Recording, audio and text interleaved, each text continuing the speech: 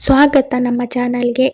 ನೀವು ನಮ್ಮ ಚಾನೆಲ್ಗೆ ಹೊಸಬರಾಗಿದ್ದರೆ ದಯವಿಟ್ಟು ಸಬ್ಸ್ಕ್ರೈಬ್ ಮಾಡ್ಕೊಳ್ಳಿ. ಮಧು, ನೀನು ತುಂಬ ಅಪರೂಪ ಆಗೋದಿ. ನಾನು ಅವಳ ಮೈ ಮೇಲೆ ಕೈ ಆಡಿಸುತ್ತಾ ಹೇಳಿದರೆ ಮಧು ಸಂತಸದಿಂದ ಅರಳುತ್ತಿದ್ದಳು. ಹೌದು, ಇಷ್ಟಾದರೂ ಸಿಗ್ತೀನಲ್ಲ ನಿಮ್ಮ ಮಗನ ದೆಸೆಯಿಂದ, ಅಷ್ಟಕ್ಕೆ ಸಂತೋಷಪಡಿ. ನನಗೆ ಬಡ್ತಿಗಳು ದೊರೆತು ಕೆಲಸ ಹೊತ್ತು ಗೊತ್ತಿಲ್ಲದೆ ನಡೆಯುತ್ತಿತ್ತು. ಈಗ ನಾನು ಕಾರಿನ ಒಡೆಯನಾಗಿದ್ದೆ. 4-5 ಆಳುಗಳಿದ್ದರು. ನನಗೆ ಮಧುವನ್ನು ಹೊರಗೆ ಸಮಾರಂಭಗಳಿಗೆ ಕರೆದೊಯ್ಯುವ ಆಸೆ.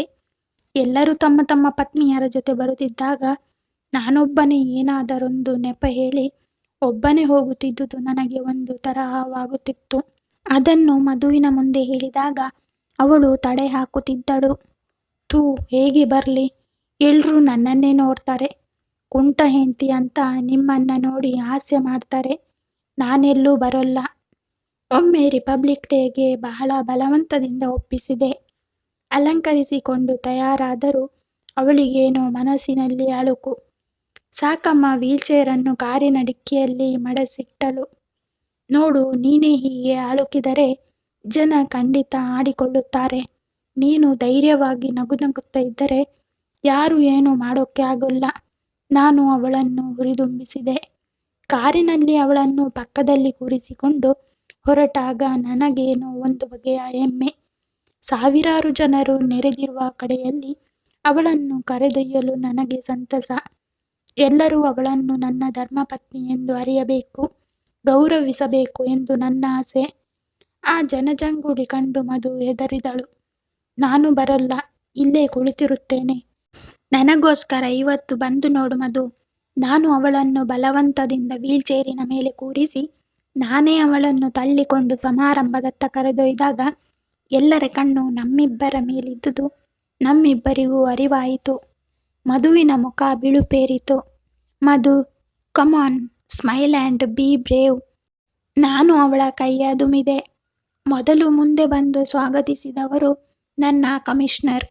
ವಯಸ್ಸು, ಅನುಭವದಲ್ಲಿ ಹಿರಿಯರು. ರಂಗನಾಥ್ ಮಧುವಿನತ್ತ ಧಾವಿಸಿದರು. It is a great pleasure Mrs Mohan.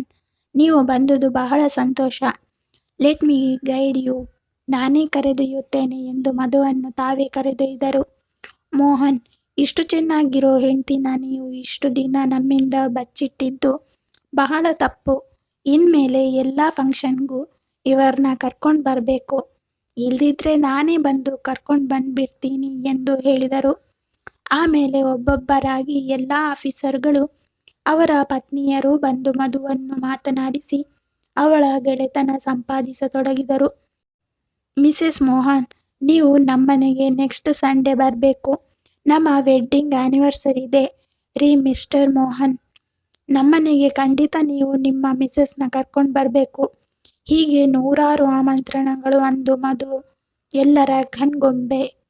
ಮನೆಗೆ ಬಂದಾಗ ನಾನು ಮಧುವನ್ನು ರೇಗಿಸಿದೆ. ಏನು ಅಮ್ಮವ್ರೆ, ಒಂದು ಅರ್ಧ ಗಂಟೆಯಲ್ಲಿ ಎಷ್ಟು ಫೇಮಸ್ ಆಗೋದ್ರಿ. ನಿಮ್ಮ ಹೆಂಡತಿ ಅಂತ ಎಲ್ಲ ಗೌರವಿಸ್ತಾರೆ. ನಾನು ಬೇರೆ ಯಾರಾದರೂ ಆಗಿದ್ರೆ ನನ್ನ ಕಡೆ ಕೂಡ ತಿರುಗಿ ನೋಡ್ತಾ ಇರಲಿಲ್ಲ. ಮಧು ಹೇಳಿದಳು. ನೀನು ಎಲ್ಲಿದ್ರೂ ಫೇಮಸ್ ಆಗ್ತಾನೇ ಇದ್ದಿ. ನಾನು ಮಧುವನ್ನು ಹೆಮ್ಮೆಯಿಂದ ನೋಡಿದೆ. ನನಗೆ ಮನಸ್ಸಿಗೆ ಹಗುರ. ಅಂತೂ ಮಧು ಎಲ್ಲರಂತೆ ಇರಬಹುದು. ಹೀಗೆ ಅವಳ ಬಾಳು ಹೊಸನಾಗಬೇಕು ಎಂದು ಆಶಿಸಿದೆ. ಅನಂತರ ನಾನು 1-2 ಬಾರಿ ಹೊರಗೆ ಕರೆದುಕೊಂಡು ಹೋದ ಮೇಲೆ ಅವಳಿಗೆ ಕೊಂಚ ಧೈರ್ಯ ಬಂತು. ಅವಳನ್ನೆತ್ತಿಕೊಂಡು ಎಲ್ಲಿಗೆ ಕರೆದೊಯ್ಯಲು ನನಗೆ ಹೀನಾಯವೆನಿಸುತ್ತಿರಲಿಲ್ಲ. ಅದರ ಬದಲು ಹೆಮ್ಮೆ ಎನಿಸುತ್ತಿತ್ತು. ಮಧು ಅಲಂಕರಿಸಿಕೊಂಡು ಎದುರಿಗೆ ಮಾತನಾಡುತ್ತಾ ಕುಳಿತರೆ ಅವಳು ಕುಂಟಿ ಎನ್ನುವುದನ್ನು ಮರೆಯುತ್ತಿದ್ದರು. ಮಧುವಿಗೆ ಅನೇಕ ಹೊಸ ಗೆಳತಿಯರಾದರು. ಮನೆಗೆ ಬಂದು ಹೋಗುವವರು ಜಾಸ್ತಿಯಾಯಿತು. ಮಧುವಿಗೆ ಬಿಡುವೇ ಸಿಗದಾಯಿತು. ಅವಳ ಮಾತು, ನಗು ಮನ ತುಂಬಿತ್ತು. ಅವಳಿಗೆ ತನ್ನ ಬಗ್ಗೆ ಯೋಚಿಸಲು ಆಗುತ್ತಿರಲಿಲ್ಲ. ಕ್ರಮೇಣ ಅವಳಿಗೆ ತಾನು ಕುಂಟಿ ಎಂಬುದು ಮರೆಯತೊಡಗಿದಳು. ಅವಳ ನಡವಳಿಕೆ, ಮನೆಯ ವ್ಯವಹಾರ, ಬಂದು ಹೋಗುವವರನ್ನು ಉಪಚರಿಸುವುದು, ಪಾರ್ಟಿಗಳನ್ನು ಕೊಡುವುದರಲ್ಲಿ ನಿಸ್ಸೀಮಳಾದಳು.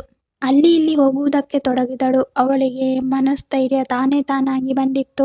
ಪ್ರತಿದಿನ ಸಂಜೆ ಏನಾದರೊಂದು ಕಾರ್ಯಕಲಾಪವಾಗತೊಡಗಿತು. ಇಂದು ಬ್ರಿಡ್ಜ್ ಪಾರ್ಟಿ, ಮತ್ತೊಂದು ದಿನ ಆ್ಯನಿವರ್ಸರಿ, ಮಗದೊಂದು ದಿನ ಬಫೆ ಪಾರ್ಟಿ.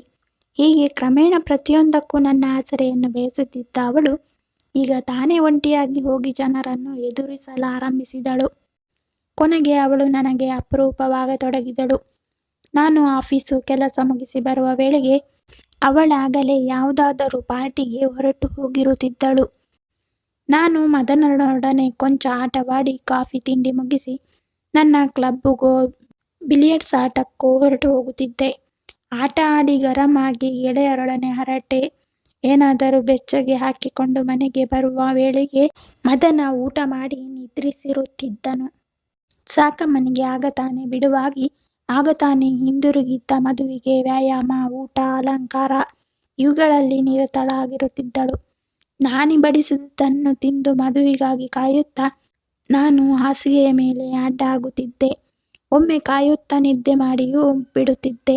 ಮಧ್ಯರಾತ್ರಿಯಲ್ಲಿ ಎಚ್ಚರವಾದಾಗ ಸರಕ್ಕನೆ ಮದುವಿನ ನೆನಪಾಗಿ ಪಕ್ಕದಲ್ಲಿ ಕೈತಡವಿ ಅವಳು ಸುಖನಿದ್ರೆಯಲ್ಲಿರುವುದನ್ನು ಕಂಡು ಸುಮ್ಮನಾಗುತ್ತಿದ್ದೆ. ಒಮ್ಮೊಮ್ಮೆ ಅವಳಿಗಾಗಿ ನಾನು ಕಾದಿದ್ದರೂ ನನ್ನ ಪಕ್ಕದಲ್ಲಿ ಮೈಚೆಲ್ಲಿ ಮಲಗಿ ನಿಟ್ಟುಸಿರಿಡುತ್ತಿದ್ದಳು. ಇವತ್ತು ತುಂಬಾ ನಿದ್ರೆಯಪ್ಪ, ನಂಗೆ ಮಲಗಿದರೆ ಸಾಕು ಎನಿಸುತ್ತೆ ಎನ್ನುತ್ತಿದ್ದಳು. ಆಗ ನಾನೇ ಅವಳ ಹೊದಿಕೆ ಸರಿಪಡಿಸಿ ಹೇಳುತ್ತಿದ್ದೆ, ಮಲ್ಕೋ ಚಿನ್ನ, ತುಂಬಾ ಆಯಾಸ ಮಾಡಿಕೊಂಡು ನಿನ್ನ ಆರೋಗ್ಯ ಕೆಡಿಸಿಕೊಳ್ಳಬೇಡ. ಹೀಗಾಗಿ ಅವರು ನನ್ನವಳಾಗಿ ನನ್ನ ಬಯಕೆ ಪೂರೈಸುತ್ತಿದ್ದುದು ಕೇವಲ ರಸದಿನಗಳು ಮಾತ್ರ. ಆದರೂ ನನಗೆ ಏನೋ ತೃಪ್ತಿ. ಅವಳೆಂದಿಗೂ ತಾನು ಪರಾಧೀನೆ ಎಂಬುದು ಮರೆತರೆ ಸಾಕೆಂದು ಬಯಸುತ್ತಿದ್ದ ನನಗೆ ಅವಳು ಮಿತಿಮೀರಿದ ಚಟುವಟಿಕೆ ಕಂಡು ಆನಂದವಾದರೂ ಅವಳ ಆರೋಗ್ಯಕ್ಕೆ ಧಕ್ಕೆ ಬಂದಿತೆಂಬ ಆಳಕು. ಹೀಗಿರುವಾಗ ಅವಳು ಮತ್ತೆ ತಾಯಿಯಾಗುವಳೆಂದು ತಿಳಿದಾಗ ನನಗೆ ಸಂತಸಕ್ಕಿಂತ ಆತಂಕ ಉಂಟಾಯಿತು. ಯಾವಾಗಲೂ ಬಳಲಿಕೆ, ಬೇಸರ ಪ್ರಾರಂಭವಾದಾಗ ನನಗೆ ದಿಕ್ಕು ತೋರದಾಯಿತು. ಮಾತು ಬಂದು ಬೆಳೆಯುತ್ತಿದ್ದ ಮದನನ ತುಂಟತನವು ಮಿತಿಮೀರುತ್ತಿತ್ತು. ಸಾಲದಕ್ಕೆ ಮದುವೆಗೆ ಬೇಕಿರಲಿಲ್ಲ. ಅವಳ ಕೊನೆಯಿಲ್ಲದ ದಿನಚರಿಯಲ್ಲಿ ಇದಕ್ಕೆ ಪುರುಸೊತ್ತಿರಲಿಲ್ಲ. ತೂ, ಯಾರಿಗೆ ಬೇಕಿತ್ತು ಈಗ ಈ ಮಗು ಎಂದು ಗೊಣಕುತ್ತಿದ್ದಳು. ಅದು ಬೇಸರದಿಂದಲ್ಲ, ಬಳಲಿಕೆಯಿಂದ. ನಾನು ಅದರ ಬಗ್ಗೆ ಡಾಕ್ಟರ ನಿಲುವನ್ನು ಕೇಳಿದಾಗ ಅವಳು ಗಂಭೀರವಾಗಿ ಹೇಳಿದ್ದರು, ಈ ಸಲ ಆಗೋಗ್ಲಿ ನೋಡೋಣ, ಇನ್ನೊಂದು ಆಗದೆ ಇರೋ ಹಾಗೆ ಮಾಡಿದ್ರಾಯ್ತು. ಈ ಸಲ ಹೇಗಾದ್ರೂ ಮಾಡಿಕೊಂಡು ಬಿಡು ಮಧು, ಇನ್ನೊಂದು ಸಲ ನಿನಗೆ ಈ ತೊಂದರೆ ಆಗದ ಹಾಗೆ ನಾನು ನೋಡ್ಕೋತೀನಿ ಎಂದು ಹೇಳಿದಾಗ ಮಧು ಮೆತ್ತಗಾದಳು. ಮೋಹನ್, ಹಾಗೆ ಹೇಳ್ಬೇಡಿ, ನಂಗೆ ತೊಂದರೆ ಇಲ್ಲ. ಯಾಕೋ ಈಚೀಚೆಗೆ ನನ್ನ ಕೈಯಲ್ಲಿ ಈ ಸಂಕಟ, ಈ ಸುಸ್ತು ತಡೆಯೋಕೆ ಆಗೋಲ್ಲ. ನಂಗೆ ಆಗೋ ಹಾಗಿದ್ರೆ ನಿಮ್ಮ ಮಕ್ಕಳು ಅಂದ್ರೆ ಇನ್ನೂ 10 ಪಡಿತೀನಿ ಎಂದು ನನಗೆ ಒರಗಿ ಹೇಳುತ್ತಿದ್ದಳು. ಸದ್ಯ ಮಹಾತಾಯಿ ಇದೊಂದೇ ಸಾಕು, ನಿನ್ನ ಸಂಕಟ ನಾನು ನೋಡಲಾರೆ. ನಾನು ಅವಳನ್ನು ಸಮಾಧಾನ ಮಾಡುತ್ತಿದ್ದೆ. ಆದರೆ ಬರಬರುತ್ತಾ ಅವಳ ನಿಸಕ್ತಿ ಹೆಚ್ಚಿತು. ಟಾನಿಕ್, ಇಂಜೆಕ್ಷನ್ ಒಂದರ ಮೇಲೊಂದಾಯಿತು. ಮಧು ಬರುತ್ತಾ ಮೈಕೈ ತುಂಬಿಕೊಳ್ಳುವ ಬದಲು ಕೃಶವಾಗತೊಡಗಿದಳು. ನಾನು ಆತಂಕದಿಂದ ಅತ್ತಿಗೆಗೆ ಬರೆದಾಗ ಅತ್ತಿಗೆ ಕೂಡಲೇ ಹೊರಟು ಬಂದರು. ಮಧುವಿನ ಸ್ಥಿತಿ ಕಂಡು ಅವು ಹಾರಿದರು.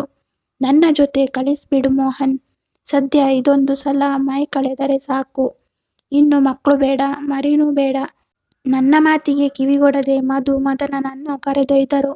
ನನ್ನ ಬದುಕಿನ ಜೇನಾಗಿದ್ದ ಮಧು ಹೊರಟು ಹೋದಾಗ ನನಗೆ ಬದುಕೇ ಬೇಸರವಾಯಿತು. ಮನೆ ಹಾಳು ಸುರಿಯುತ್ತಿರುವಂತೆ ಕಂಡಿತು. ಮನೆಗೆ ಬರುತ್ತಲೇ ಮಧು ಎಂದು ನಾನು ಕೂಗಬೇಕು. ಅವಳು ನಗುತ್ತಾ ಬರಬೇಕು. ಅವಳ ನಗುಮುಖ ನಾನು ಕಾಣಬೇಕು ಎನಿಸುತ್ತಿತ್ತು.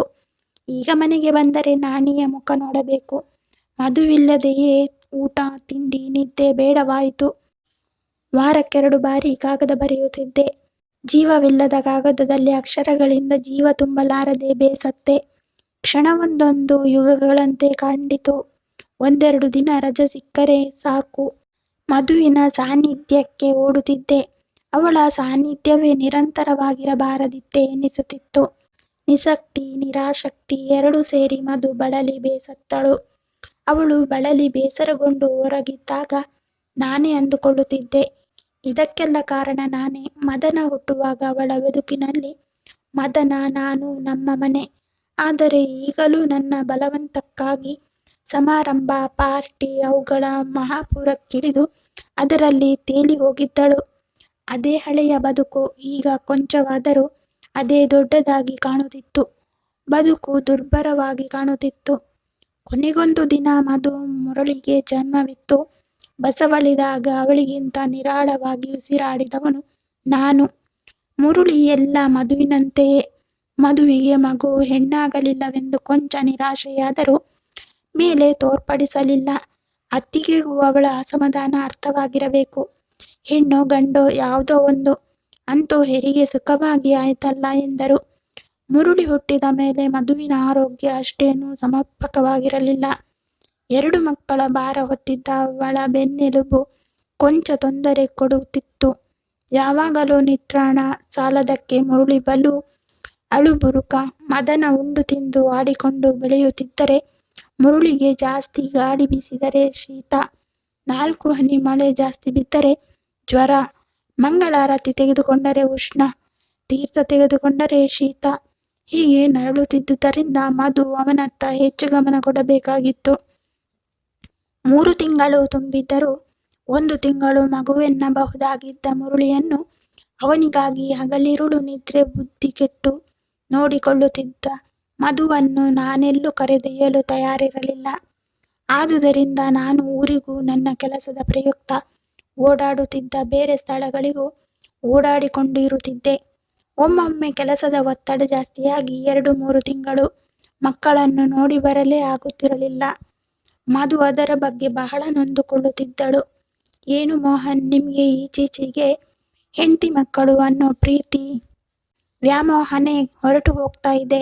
ನಿಮ್ಮ ಕೆಲಸಾನೇ ಜಾಸ್ತಿ ನಿಮಗೆ ಎಂದು ಗುಣಗುತ್ತಿದ್ದಳು. ನಾನೇನ್ ಮಾಡ್ಲಿ, ನೀನೇ ಹೇಳು ಚಿನ್ನ ಎಂದು ನಾನು ಕೇಳಿದರೆ, ನೀವು ಮಕ್ಕಳನ್ನ ನೋಡ್ಕೊಂಡು ಮನೆಯಲ್ಲೇ ಇರಿ, ನಾನು ಎಲ್ಲಾದರೂ ಆಫೀಸ್ನಲ್ಲಿ ಕೆಲಸ ಇಟ್ಕೊಂಡು ನಿಮ್ಮನ್ನೆಲ್ಲ ಸಾಕ್ತೀನಿ ಎಂದು ನೋವಿನ ನಗೆ ನಗುತ್ತಿದ್ದಳು. ಕತೆ ಮುಂದುವರಿಯುವುದು. ಈ ಕತೆ ಇಷ್ಟ ಆಗಿದ್ದರೆ ಲೈಕ್ ಮಾಡಿ, ಶೇರ್ ಮಾಡಿ. ಸಬ್ಸ್ಕ್ರೈಬ್ ಮಾಡದವರು ದಯವಿಟ್ಟು ಸಬ್ಸ್ಕ್ರೈಬ್ ಮಾಡಿಕೊಳ್ಳಿ. ಧನ್ಯವಾದ.